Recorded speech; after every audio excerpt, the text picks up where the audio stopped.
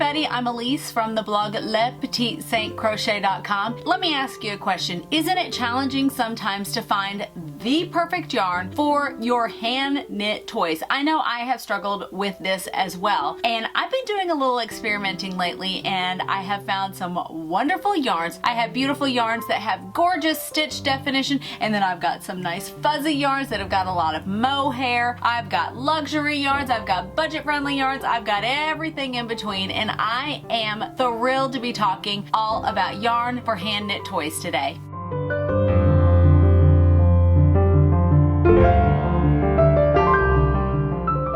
I've gotten a little bit more interested in yarn lately. I'm going to blame this book, Vanishing Fleece, on my brand new obsession with yarn. I've always loved yarn, but I never really thought much about, well, how did this skein of yarn come to be? Where did it come from? How was it made? What kind of sheep or goat or rabbit did it come from? And this book has changed all of that. So I want to dive in a little bit before we get into the nitty-gritty of each one of the different yarns. I want to talk a little bit about this amazing book. I am going to try to do my best to do this book just a little bit of justice. It really is part memoir, part wool manufacturing book, and I know that that doesn't sound exactly exciting, and I am not doing it justice at all, but I'm telling you, if you love yarn, and I'm assuming since you came to my channel that you have at least some interest in knitting and yarn, that I think you're really gonna love this book. This is from Clara Parks, and I honestly didn't know anything about her, but she's written quite a few books, and apparently she had a show on PBS for quite some time. She is a actual yarn reviewer. That's what she does for a living, and I just think that sounds like the coolest job ever. So here's what it says in the interior of the book, and actually what the book is about. Clara Parks presents a fast-paced account of the year she spent transforming a 676-pound bale of wool into commercial yarn, and the people and vanishing industries she discovered along the way. And the way Clara writes makes you just feel like you have stepped into her world. You are meeting the farmers, you are meeting the dyers, you are meeting the manufacturers who turn that fleece into actual yarn, and it is so fascinating. And I have not looked at yarn the same since I started reading this book. I'm not exactly finished with it yet. I'm about 3/4 of the way, but I highly recommend it. I'm going to leave a link for it in the description box below in case you want to check it out for yourself. You could even check to see if your library has it. My library has all of her other books, so I am so excited to be able to read all of these. I just want to learn more about yarn, and I bet you do too. Because we are going to be talking about a lot of different yarns, I have created a little cheat sheet for you, so don't worry, you don't need to take notes during this video. You will find a link to it in the description box below, and I will send it straight to your inbox. It's going to list all of the different yarns that I'm talking about and the patterns that I used it for. And I also give a little description about each yarn, so that way you will have this as a reference. It's just simple, easy peasy, handy dandy, and I will send it straight to you. The first yarn we're going to talk about is the brand Rowan. This is the little bunny rabbit that I knit from the Rowan Kid Classic and the Rowan Kid Silk Haze. This was a recommendation from Julie from Little Cotton Rabbits. This is the pattern from Little Cotton Rabbits, and she recommended these two yarns to be held together to give that really fuzzy effect. It is a wool mohair blend, and the Kid Silk Haze actually has some silk in it as well. As you can imagine, this is one of the softest yarns I have ever used, and I'm gonna go ahead and spill the beans and tell you that it is one of my absolute brand new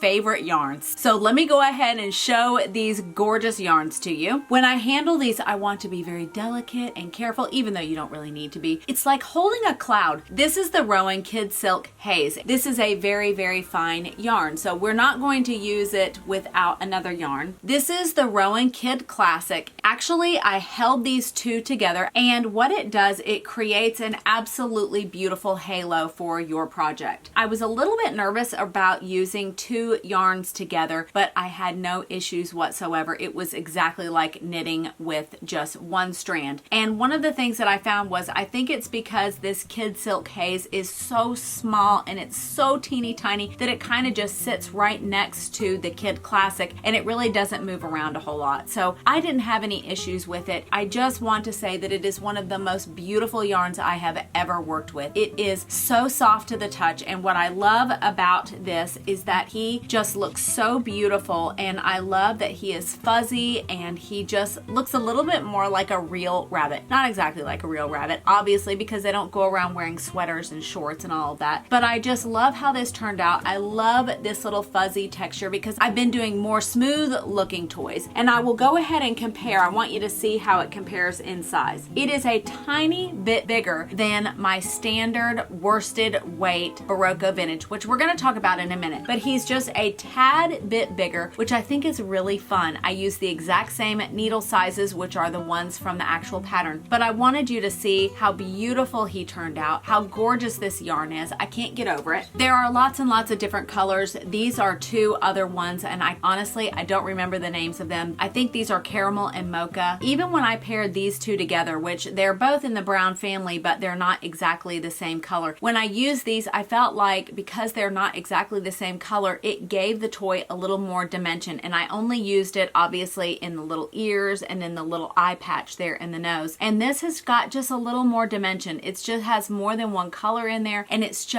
beautiful. I can't get over how gorgeous this yarn is.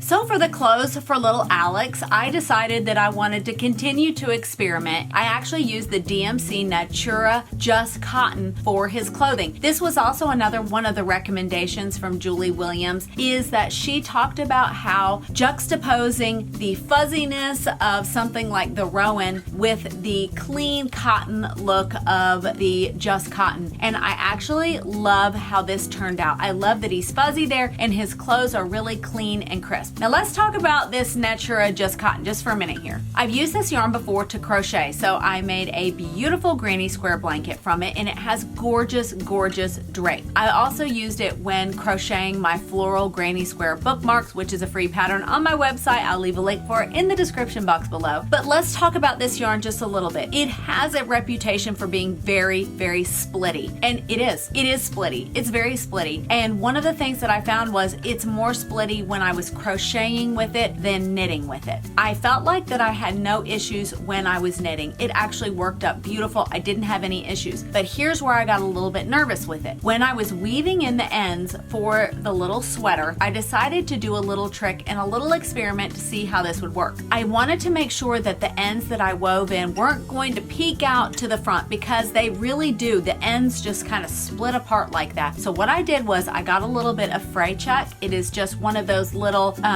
I can't think of what it does. It is a fabric fray stopper. It's almost like nail polish that at the very end you just put it on and it keeps it all clumped together. And what I found was that worked really, really well for making sure that those ends didn't poke through. After I wove in my ends, I actually left them a little bit longer than I typically would, because I added a little bit of the fray check and I didn't want them peeking through the other side. So give it a little bit of a stretch and make sure that those ends were just a little bit longer to keep them in place with the fray check, and I thought it worked really, really well.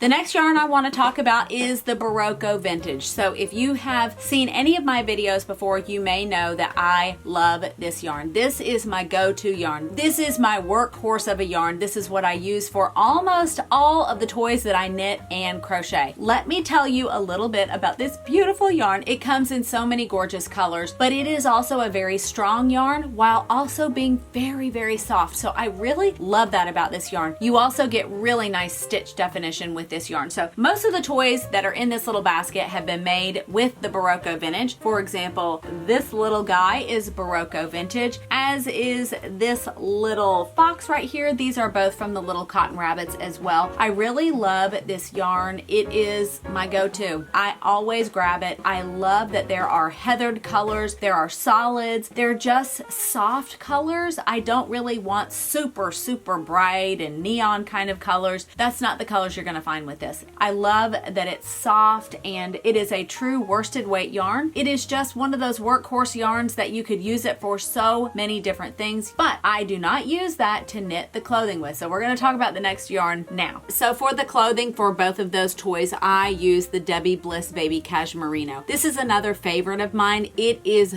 gorgeous, and yes, it does have a little cashmere in it, hence the name Baby Cashmarino. It's the merino wool and cashmere blend. It really is such a beautiful yarn. I just want you to go check out all these gorgeous colors. They're squishy, they're really, really soft, and I find that paired with the Barocco Vintage, it's really great for making the little cotton rabbits. It just works so beautifully together. So I really love this yarn. There's not a whole lot more I can say about it than it's basically perfect, and I love it. And I know that Debbie Bliss has a really good reputation for being a fantastic yarn, and I just couldn't agree more. So the next yarn I really love for knitting toys is the Paintbox Wool Mix Erin. I use this yarn interchangeably with the Barocco Vintage. I've really had no problems with it. I actually really love this pink for when I knit any kind of little piggies. This is such a beautiful soft pink color. I find that this yarn isn't quite as soft as the Barocco Vintage, but it is a little bit more budget friendly. So that is a really, really good thing. Plus,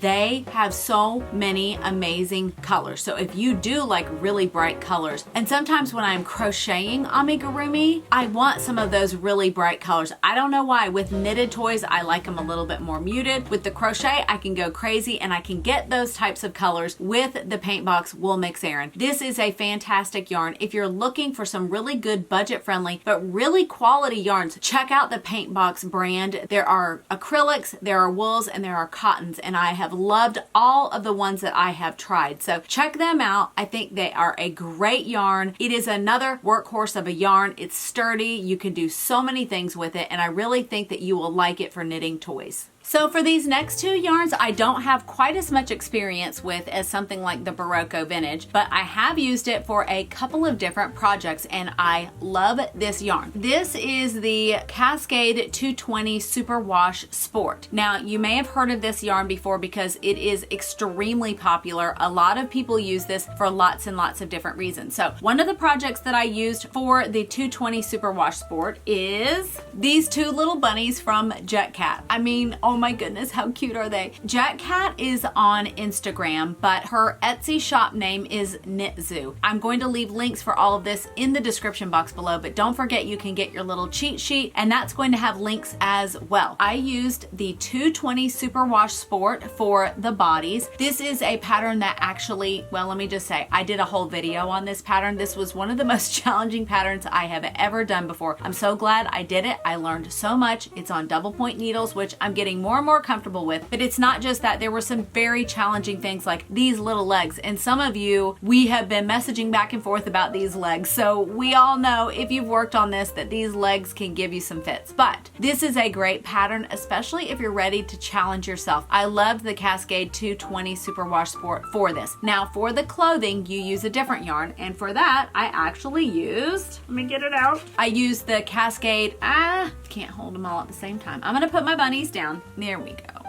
There. They're all cozy now. So I used for the clothing for these the Cascade Heritage. This is a popular sock weight. It's a fingering weight yarn. It is so soft and squishy and absolutely beautiful. I love this yarn so very much. Now I used it for a different project as well, and that was for my little owl from the Louise Crowther book. Let me see what its name is again. I can't remember. What's it called? Where is it? From the book Knitted Animal Friends. So I used only the Cascade 220 Superwash Sport for the body, and then his clothing is actually knit with the Cascade Heritage. As you can imagine, this guy took me a long time to knit because you're using really small yarn, and he's a big guy. He's the biggest one I have ever knit before. He is beautiful though, and I love these colors. They're so beautiful and soft. This was really a delight to work with. So if you're looking for something like this, and if you're looking for a great yarn for the Knitted Animal Friend toys, because she has a ton of them, they are so gorgeous. These are great yarns to try, and I think he looks really, really beautiful. Don't you? You're so cute. Go back in your basket with your friends. Yeah. Uh-oh. Yeah, we have to go back in our basket with our friends. There. Oh my goodness. Look at all you pretty babies. I hope you all enjoyed this video today. I really hope that I wasn't talking too fast because when I get excited, I just start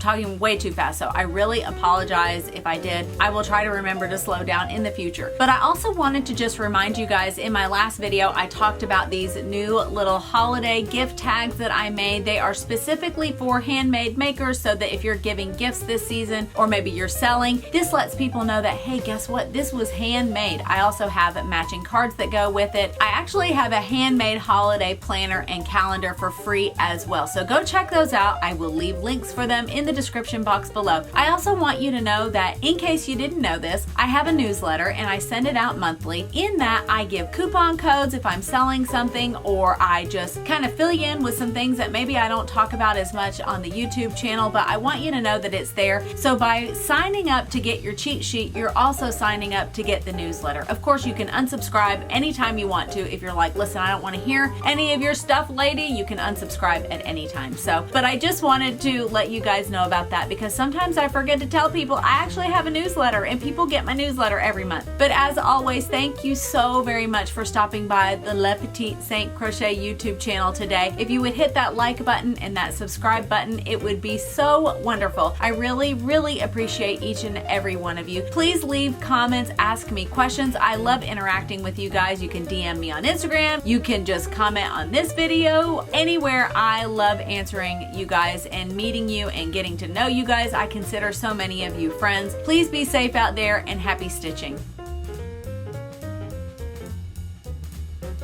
Ouch, I bit my tongue. Let me start this over. From the book Knitted, excuse me.